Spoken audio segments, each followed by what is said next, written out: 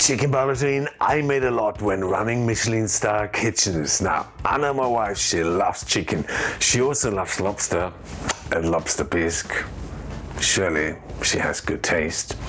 I like sweetbreads, so I had a plan to surprise her on our next dinner party and do the craziest of things, of combining those four foods into one ballotine and top it with some port wine chili. Now, I have never made this before and I don't even know if it's gonna work.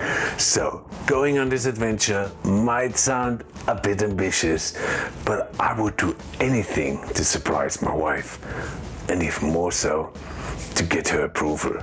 So I started with deboning a chicken, which I needed for my casing. Cutting the wings was my first step, and I looked for the spot between the joints and cut through it. I turned it over and made an incision along the spine, because I had to debone the chicken from the back, so the skin on the breast side stayed intact. I did not worry too much if I messed the meat up a little. You see in a minute why. But the skin, on the other hand, I did not want damaged. Otherwise the filling would ooze out. I kept peeling back the skin, and there was my first hurdle, the chicken oyster.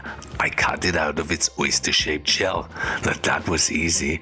The next hurdle was a bit bigger, getting around the invisible fourth wing bone connected to the spine. Now, logic would tell me to go straight down, but that would be a bad choice because I would end up inside the rib cage.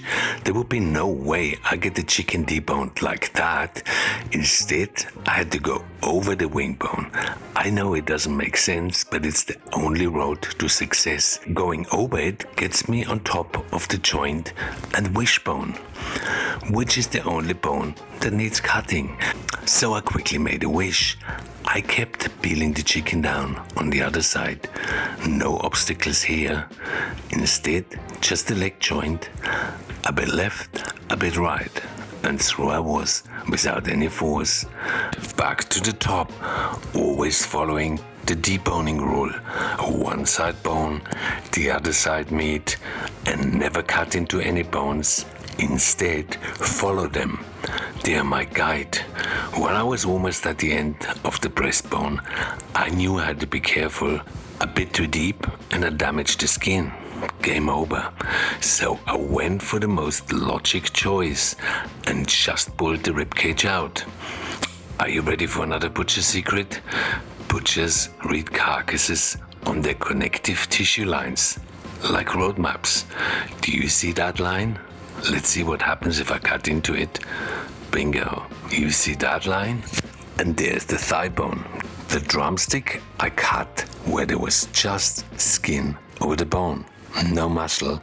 A quick cut around the joint, through the skin and around it. Easy. The wing bone I cut open like that, and there was my fully deboned chicken. I cleaned away any cartilage and the wishbone too. So, how easy was that? But so often with ballotines, I found that the meat is never properly seasoned. So, I cured mine, boiling water, thyme, salt, sugar into a bowl, cold water and into the fridge. Now how easy was that?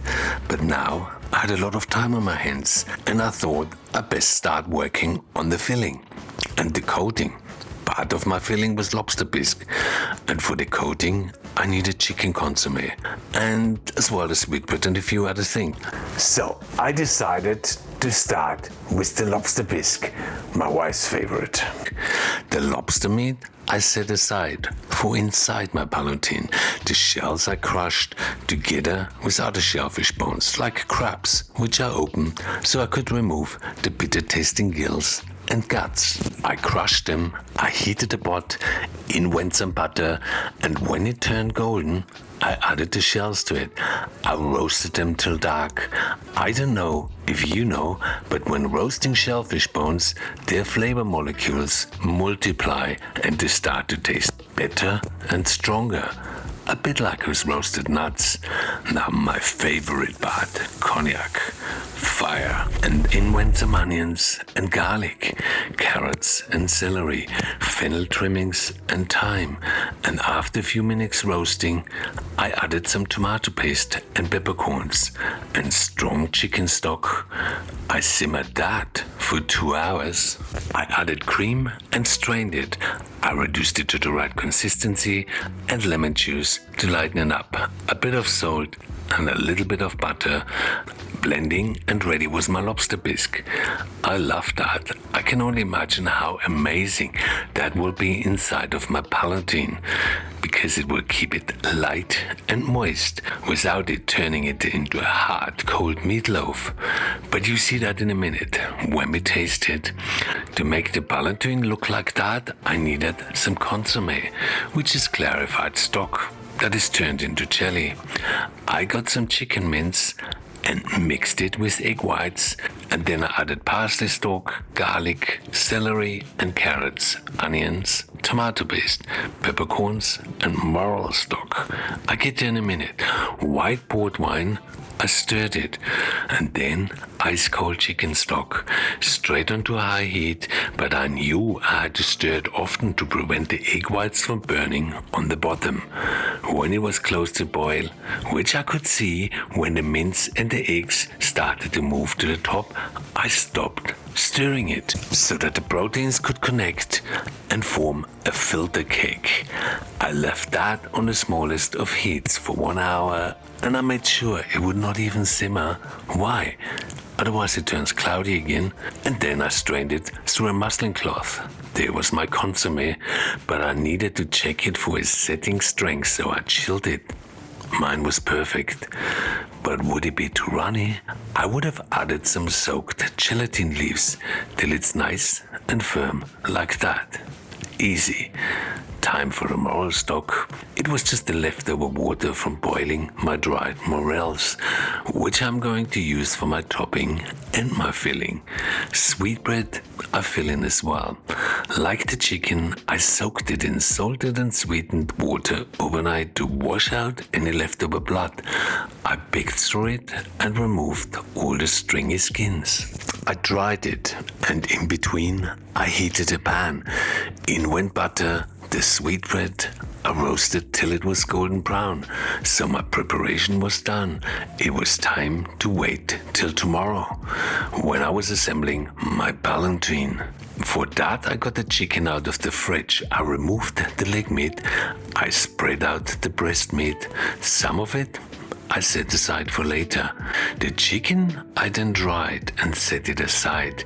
The larger leg muscles and the leftover breast meat I cut into cubes. The rest I chopped as fine as I could. I could have minced it, but I could not be bothered to find my mincer attachments. I placed the chopped meat in a bowl. I added some eggs, some lobster bisque for extra flavor, but as well to stop the proteins from reconnecting and making my meat, later on, when it's chilled, hard like a meatloaf. The diced meat went in, pepper, that was my filling, but I realized it was very runny. There would be no way I get that into a chicken, so I thought a bit and I came to the conclusion that it would be much easier to do that in a mold. I got a double sheet of cling film, the chicken, and now the filling. And of course, I remembered my lobster tails and my sweetbread, and I have not forgotten about the morels either, and then more filling. The skin I then folded over, and the ends I secured with some string. It held, but I needed a bit more cling film, so it did not break. But I thought that would not hold its shape during cooking, so wrapped it in a bit of tin foil and pushed the ends in. I mean, what a great trick. More glad wrap to make it waterproof, and in between I heated the water bath to 85 degrees. I placed a weight onto my palatine so it stayed submerged. I cooked that for 2 hours on 80 degrees Celsius. I lifted it out. So here's a trick no one ever mentions, but it's so crucial to keep a ballotine in its round shape, because if I place it like that in the fridge, it will lose its round shape because of its weight. So to keep it round, I had to chill it in a floating water bath to take off any pressure. So 12 hours later, I took it out. During all the time, I'll be honest, I was a bit nervous, but I did find a way to calm myself down. And when I came to my senses, I opened up another bottle of ballotine and wiped off any jelly and placed it onto a cake rack and into the freezer. But to glaze it, I needed to make sure it was very, very cold. The consommé I melted, but I left it really cold too.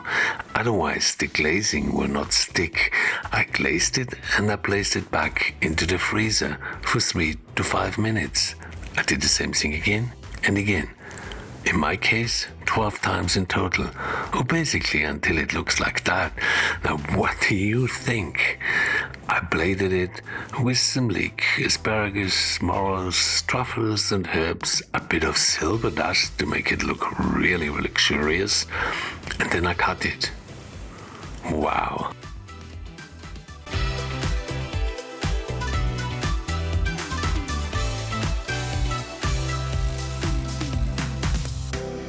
Okay, so here we go. You need to try that. I need to tell you what you Just think that about that. Yeah, that's it. So it's obviously chicken-ballotine, which is sort of a roulade thing. Yep. Yeah. So yeah. So is that chicken, is it? Yes. Okay. So I thought I make something very special for you, Oh, thank you. Lucky me. and you need to tell me if that will be suitable to serve on our next dinner party. When's that going to be? I don't know.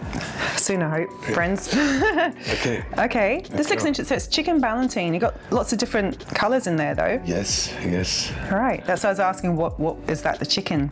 So this The is chicken, something you need to else in work there. it out, yes, Okay, and yes. it's got some horns, Horns de morels. morels, horns.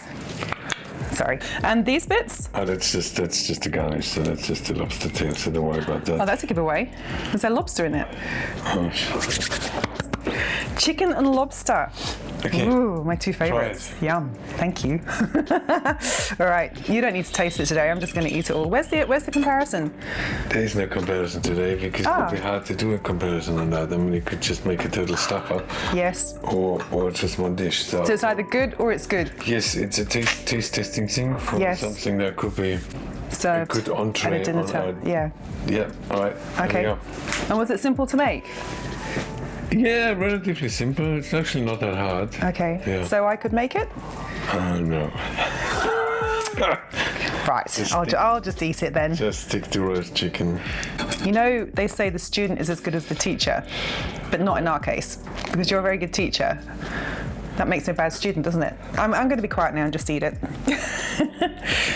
Okay, so got a bit of the chicken, which is on the outside, and there's something, obviously that's a lobster, isn't it? That must be the lobster, so I want to get a bit of lobster with it. And the jelly.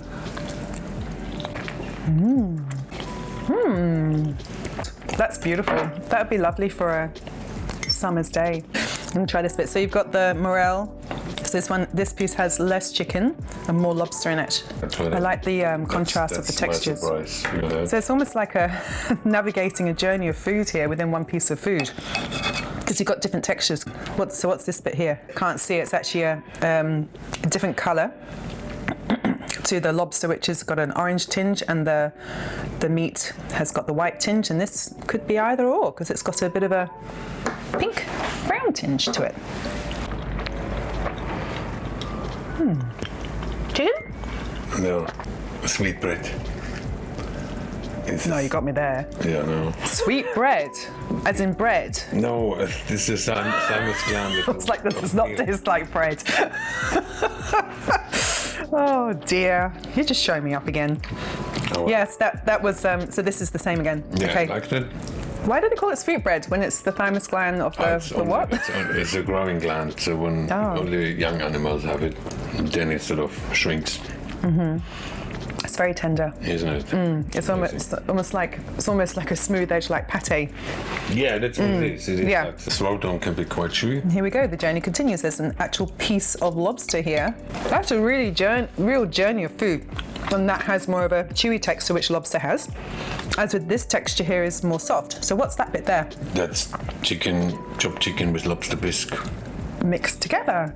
That's why it tastes like lobster. Okay. So we've got the lobster on its own, we've got the chicken on its own, Yeah. we've got the morel mixed in with the thymus gland, which is the bread, and then we've also got the lobster bisque in the middle. That's quite a journey. I like that. Yeah. Yeah. All right. So, did you get the approval? Or? Oh, yes. Yeah, I'll just finish eating it now. So No, that's very good. Yeah. Very good. It's very interesting. Yeah. You can tell that nothing's actually scripted here. Anyway, I'll be quiet now. There's a thumbs up from me. Excellent. Okay, I hope you liked that video. Check out my video on lobster mac and cheese, where I make another sort of quite interesting dish out of lobster. Yeah, and otherwise, have a great day. See you later. It's very good. You like it? But you wouldn't want to have it on a cold day. What do you brew it? Well, no, because It's inside, it's an entree. no. But the reason I say that is because when you swallow it, it's quite cold going down your throat, Is it? and so on a hot day, it'll cool you down. And personally, when on a cold day, I like to have something hot. It's better for your spleen.